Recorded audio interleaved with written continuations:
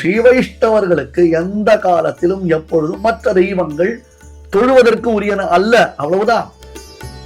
பார்த்தசாரதிக்கும் வரதனுக்கும் என்ன வித்தியாசம் அப்படின்னு கேட்பேன். நிறைய பேருக்கு அதுல ஒரு பெரிய ப்ராப்ளம், ரெண்டு பேருடைய முகத்திலையும் புள்ளி புள்ளியா இருக்கும். எவ்வளவுதான் பகவத் சம்பந்தம் நேரடியா இருந்தாலும் ஆச்சாரிய சம்பந்தம் இருப்பதைத்தான் இந்த வைஷ்ணவமானது வலியுறுத்துகிறது. பணத்திமுறும் இல்லாமல் வாழ்ந்து காட்டிய வள்ளல், இறைவனுடனே நேரடியாக பேசும் பெருமை பெற்றார். இவ்வளவு பெருமைகள் திருக்கச்செல்வர்களுக்கு உண்டு.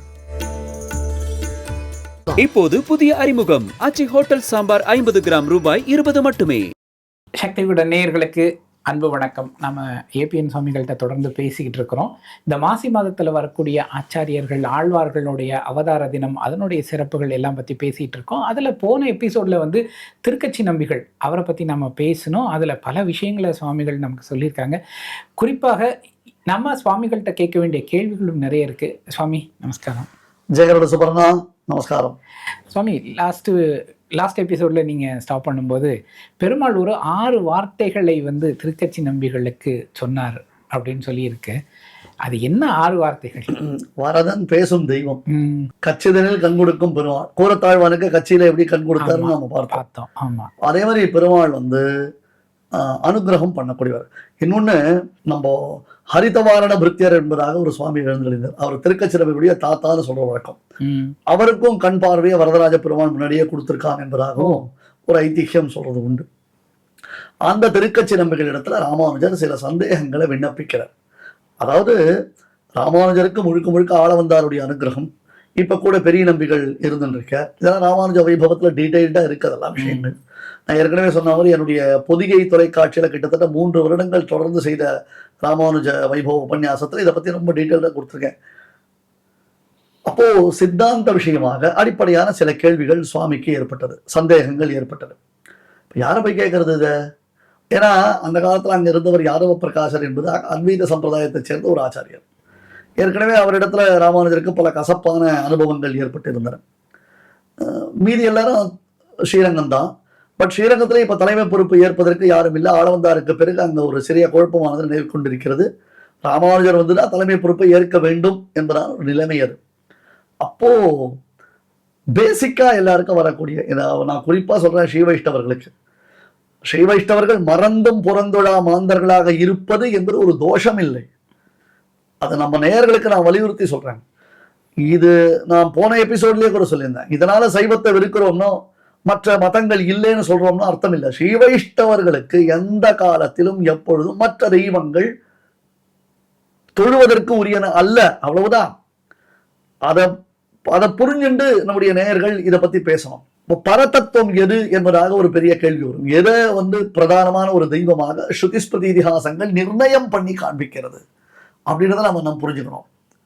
அப்புறம் இந்த சித்தாந்தம் எப்படிப்பட்ட சித்தாந்தம், 2வது கேள்வி. அப்புறம் பகவானை அடைவதற்கு நமக்கு என்ன வழி இருக்கு, இது போன்றதான கேள்விகள் இருக்கு. முதல்ல பரதத்துவம் எது அப்படின்னா, ஸ்ரீமானான நாமே பரதத்துவம். வரதன் தன்னுடைய திருமார்பில் வைத்து பேசின பேச்சது. எங்க ஆச்சாரியன் அடிக்கடி சொல்லுவார், பார்த்தசாரதிக்கும் வரதனுக்கும் என்ன வித்தியாசம் அப்படின்னு கேட்பார். நிறைய பேருக்கு அதுல ஒரு பெரிய ப்ராப்ளம், 2 பேருடைய முகத்திலையும் புள்ளி புள்ளியா இருக்கும். நிறைய பேர் நினைச்சிட்டு பாரசாரி பெருமான வரதராஜ பெருமானுக்கு எடுத்துல ஒரே மாதிரிதான் கன்ஃபியூஷன் கூட ஆவா. அவர் கேட்கறது ஒரு அனுபவ ரீதியான ஒரு வித்தியாசம். பார்த்தசாரதிக்கும் வரதனுக்கும் என்ன வித்தியாசம் அப்படின்னு கேட்டா, பார்த்தசாரதி பெருமாள் விபவத்துல கிருஷ்ணனை அவதாரம் பண்ணச்சே மாமேகம் சரணம் பிரஜா அகந்த்வா சர்வ பாபேபியோ அப்படின்றதாக தன்னுடைய மார்ல கை வைத்து கிருஷ்ணாவதாரத்துல அர்ஜுன சாரதியா இருந்த பொழுது பேசினான் பார்த்தசாரதி பெருமாள். ஆனால் எங்க வரதன் அர்ச்சாவதாரத்துல இருக்கச்சே மார்ல கை வச்சு பேசினான். That is a greatest of Varadhan. அகமேவ பரம் தத்துவம் என்பதாக தன்னுடைய திருமார்ல கை வைத்து வரதன் பேசினது எங்க? அர்ச்சையில. அர்ச்சைனா ஐடல், புரியுது, தன்னுடைய திருமேனி, அதுல கை வச்சு பேசினான். நான் தான் பரதத்துவம். இதுல என்ன உனக்கு சந்தேகம்? இதுல என்ன சந்தேகம்? சந்தேகமே வரக்கூடாது. இப்ப ராமானுஜர் எழுதிட்டாருன்னா இவர் இவன் இஷ்டத்துக்கு எழுதிட்டாருன்னு சொல்லுவா. இப்ப வரதனே சொல்லிட்டாங்க, அப்புறம் வேற யார் அப்பீல்? வேற யார்கிட்ட போய் கேட்கணும்? அதனால்தான் ராமானுஜர் திருக்கச்சி நம்பிகள் மூலமாக உலகத்திற்கு வெளியிட்டார். ஒரு கேள்வி கேட்கலாம், இந்த கேள்வி ராமானுஜரே போய் வரதன் கிட்ட கேட்டிருக்கலாம், சொல்லிருக்கலாம். ஆனா உலகம் நம்பணுமே. அது அப்ப நம்பிக்கைக்கு உகந்தவரா ஒருத்தரை வச்சுட்டோம். ஏன்னா பார்சியாலிட்டி வந்துருங்க ராமானுஜருக்கு, அந்த பேர் வந்துடும். அது வரக்கூடாதுனால திருக்கச்சி நம்பிகள் மூலமா அந்த கேள்வியை கேட்டார். அகமேவ பரம் தத்துவம் அப்படின்னு மார்ல கை வச்சு சொன்னான். இந்த சித்தாந்தம் இருக்கே, தரிசனம் பேரையே வச்சான்னு பேர் இந்த சித்தாந்தம். விசிஷ்ட அத்வைத்தம்னு பேர் இருக்கு. ராமானுஜருடைய கொள்கைக்கு, ராமானுஜ தரிசனத்திற்கு விசிஷ்ட அத்வைத்தம்னு பேர். அத்வைத்தம் ரிஃபைன்ட் அத்வைத்தம், விசிஷ்ட அத்வைத்தம்னு புரிஞ்சுக்கணும். அதுல ஜீவாத்மான்றவன் வேற, பரமாத்மான்றது வேற, ஜகத் அப்படின்றது வேற. இது 3 வெவ்வேறு தான். தத்துவம் அப்படின்னு சித்து அச்சித்து ஈஸ்வரன் ஒரு 3 தத்துவம் இருக்கு. இது தனித்தனி தான், இது ஒண்ணுலாம் கிடையாது. ஒன்னே எல்லாம் தெரியறதுன்றதுலாம் ஹம்பக் நோ அப்படின்னு வரதன் சொல்லிட்டான். இது எல்லாமே சொன்னது யார்? வரதன். தரிசனம் பேதைய வச்ச. நெக்ஸ்ட் அப்புறம் மோட்சம் அடையணும்னா என்ன வழி அப்படின்னாரு. நான் நல்ல காரியம் பண்ணிட்டு இருக்கேன், தானம் பண்ணிட்டு இருக்கேன், தர்மம் பண்ணிட்டு இருக்கேன், ராமராமா எழுதிட்டு இருக்கேன், தினந்தோறும் ஜபம் பண்ணிட்டு இருக்கேன், வாட் எவர் இட் மேபி, அதுக்கெல்லாம் அவ்வளவுதான் பலன். மோட்சம் வேணும்னா சரணாகதி பண்ணினால்தான் மோட்சம். பிரபத்திஸ்து உபாயா, சரணாகதி பண்ணினால்தான் மோட்சம். ஸ்ரீ வைஷ்ணவ சித்தாந்தத்துல அடிப்படையான கொள்கைன்னா பிரபத்திஸ்து உபாயா. அப்புறம் அடுத்தது ஒரு ப்ராப்ளம் இருக்கு. என்னன்னா, கடைசி காலத்துல நமக்கு ஐயோ நோமோ, அப்பா நோமோ, அம்மா நோமோ, நமக்கு பெருமாளுடைய ஞாபகம் வருமோ வராதோ, பெருமாள் ஞாபகம் வந்தாதானே நமக்கு நல்ல கதி கிடைக்கும்னா, சரம சமயே நஸ்பிருதி ரப்பி, நீ உசுறு போடச்ச நீ என்ன நினைக்கிறதுக்கு நீ முயற்சிக்க வேண்டாம், நான் பாத்துக்கிறேன். இப்போ போன்ல ஒரு ரிமைண்டர் போட்டு வைக்கிறோம், இல்ல ஒரு நம்ம பேங்க்ல டெபாசிட் பண்ணிருக்கோம், அந்த டெபாசிட் மெச்சூரிட்டி ஆயிடுச்சுல நமக்கு ஞாபகம் இருக்காது. பட் உடனே பேங்க்ல நோட்டிபிகேஷன் வருது இல்லையோ, வந்துருது உன்னுடைய டெபாசிட் மெச்சூரிட்டி ஆயிடுச்சுப்பா நீ பண்ணுன்றது. அதே மாதிரி பில்லு கட்டினாலும் நமக்கு அதுக்கு இன்ஃபர்மேஷன் வருது, இன்டிமேஷன் வருது இல்லையோ. அதே மாதிரி தான் பெருமாள் சொன்னா, நீ நினைக்க நான் பாத்துக்கிறேன்ட்டான். புரியுது. சரம சமயே நஸ்பிருதி ரப்பி. அப்புறம் எப்ப மோட்சம் கொடுப்ப? ஏதத் தேகாவசானமாம், இந்த தேகம் உனக்கு போன உடனே உனக்கு மோட்சம். இதான் உனக்கு லாஸ்ட் பர்த். அதுக்கப்புறம் அற்புதமா, ஆனந்தமா, அத்தியாச்சரியமா, அதிசயித்தமான ஒரு அனுபவம், அந்தமில் பேரின்பம்ன்றதாக நேர வரதன் அப்படியே வைகுண்டத்துல அனுபவிக்கக்கூடிய ஒரு ஆனந்தம் கிடைக்கிறது நமக்கு. அப்படி ஒரு பிளஷர் கிடைக்கிறது நமக்கு. சரம சமை, அது தேகாவசானே முக்தி. மோட்சம்ன்றது உனக்கு எப்ப கிடைக்கும்? இந்த தேகம் முடிஞ்ச உடனே. Right, okay. 5 கான்செப்ட் முடிஞ்சு போச்சு. பியூட்டிஃபுல்லான கான்செப்ட். அகமேவ பரம் தத்துவம் முதல்ல பாயிண்ட். தரிசனம் பேரையே வச்சா இந்த 2வது பாயிண்ட். இந்த சித்தாந்தம் பேர தரிசனம் தான். பிரபத்தியை தவிர்த்து வேறொரு உபாயங்களை, பிரபத்தி கல்லது எம்பெருமான் மோட்சம் கொடுக்க மாட்டான். பிரபத்தி கல்லது ஒரு காலை சரணாக அடைகின்றாருக்கும் உனக்கடிமை ஆகின்றேன் என்கின்றாருக்கும் வேற வழி வேற என்ன வச்சிருந்தாலும் கிடையாது. பிரபத்திக்கு தான் மோட்சம். இந்த பிரபத்தியை பத்தி தெரிந்து கொள்ள வேண்டும் என்றால் அதற்கு உரிய வழியில் தான் தெரிஞ்சுக்கணும். எனக்கு ஒரு விதத்துல ரொம்ப சந்தோஷம், ஒரு விதத்துல ரொம்ப வருத்தம்.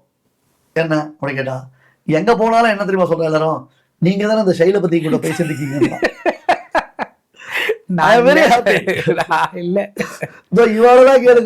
ரெகுலரா சக்தி விடன் பாக்குறோம் அப்படின்றான்.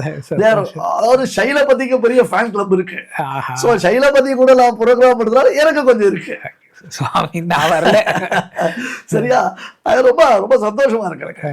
ஏன்னா இந்த மாதிரி ஒரு ஐடியாவோட சில விஷயங்களை வெளிப்படுத்தணும்னு ஆசைப்பட்டது சைலபதி தானே, அது வெளியில வர ஆரம்பிச்சிருக்கேன்.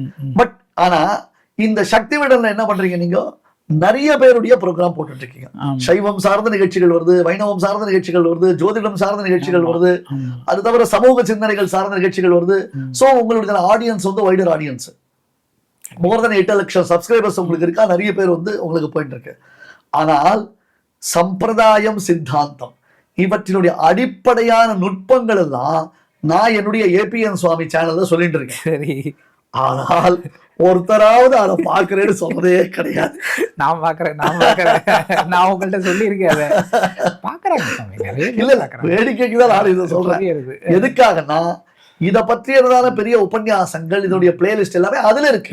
அது ஏன்னா அது முழுக்க முழுக்க என்னுடைய ஒரு பர்சனல் சேனல் அப்படி வரும்போது அது வைணவத்தை விரிவாக சொல்லுவதுதான் என்னுடைய நோக்கம். ஆமா ஆமா, நிச்சயமா நிச்சயமா. புரியுதா? அந்த வைணவத்தை நான் ரொம்ப எக்ஸ்டென்சிவா அதுல பத்தி பேசியிருக்கேன்.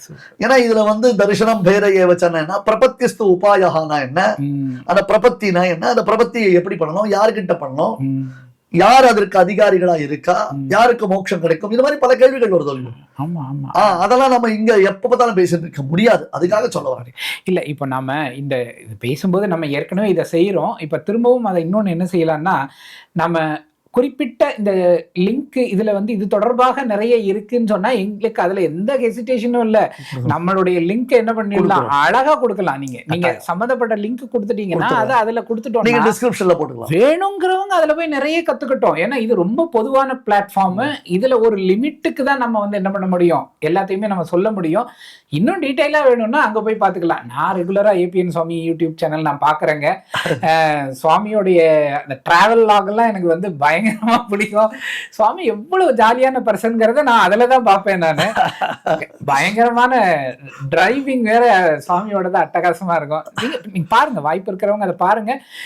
எல்லா கண்டென்ட்டோடையும் தொடர்பு இருக்கக்கூடிய சுவாமிகளோட வீடியோ லிங்க் நானும் கொடுக்குறேன். நான் வாய்ப்பு இருக்கிறவங்க அந்த டிஸ்கிரிப்ஷன்ல அதை பார்த்து அதுலயும் நீங்க நிறைய தெரிஞ்சுக்கலாம். சுவாமி பேசுவோம். இப்போ அந்த பிரபத்தி என்பதனால ஒரு உபாயம், அதான் பிரபத்தினாலதான் மோட்சம்னு சொல்றோம். அடுத்தது கடைசி காலத்துல நமக்கு சிந்தனை, பகவத் சிந்தனை எப்படி ஏற்படும்ன்றது தெரியாது இல்லையா? நம்ம யாரும் சொல்லுவோம் ஐயோனுகத்துவமோ அப்பானுகத்துவமோ தெரியவே தெரியாதுன்னா, அந்த மாதிரி சரம சமய ஸ்மிருதி தேகாவசானே முக்தி, அதான் முக்கியமான பாயிண்ட். இந்த தேகத்துக்கு பிறகு அவனுக்கு மறுபடியும் பிறவி என்பது கிடையாது, மறுபிறவி என்பது கிடையாது. மறுபிறவி அருமுனிவர் மானுக்கு இசைந்தன என்பது சுவாமி வேதாந்த தேசிகன். ஆனா மறுபிறவி என்பது கிடையவே கிடையாது. இப்போ இது சொல்லியாச்சு. நான் அதுக்கோசரம் தான் இதை பேச வந்தேன். வரதன் இந்த 5 விஷயத்தை கம்ப்ளீட்டா சொல்லிட்டான். சொன்னாலும் இதுல இன்னும் இன்னர் செக்மெண்ட்ஸ் நிறைய டவுட்ஸ் வரதுக்கு வாய்ப்பு இருக்கு. இன்னும் அடுத்த லெவல் ஆஃப் கொஸ்டின்ஸ் வரதுக்கு வாய்ப்பு இருக்கு. அப்படின்னா எப்ப பார்த்தாலும் நான் வந்து சொல்ல முடியாது நான் தெய்வம் தான். இதுக்கு உனக்கு கிளாரிட்டியா எல்லா விதத்திலையும் கிளாரிபிகேஷன் கொடுக்கக்கூடியவர் யாரு என்று கேட்டால் அது ஆளவந்தாருடைய பிரிய சிஷ்யரான பெரிய நம்பிகள். இந்த வரதனுடைய 6 வார்த்தையில கடைசி வார்த்தை என்ன அப்படி கேட்டா மகாபூர்ண சமாசிரயணம். இப்ப காஞ்சிபூர்ணர் மாதிரி மகாபூர்ணர் பெரிய நம்பி அவரை சென்று குருவாக வரித்து அவரிடத்தில் இதனுடைய விவரங்களை கேட்டுக்கொள்ள வேண்டியது. அதுக்காக சொல்றேன், எவ்வளவுதான் பகவத் சம்பந்தம் நேரடியா இருந்தாலும் ஆச்சாரிய சம்பந்தம் இருப்பதைத்தான் இந்த வைஷ்ணவமானது வலியுறுத்துகிறது. ஆச்சாரிய சம்பந்தம் இல்லை என்றால் அவன் எவ்வளவு உயர்ந்ததான பதவியிலோ காரியங்களை செய்பவனாக இருந்தும் அவனுக்கு தெய்வ அனுகிரகம் கிடைக்கும், ஆனா முக்தி கிடைக்காது.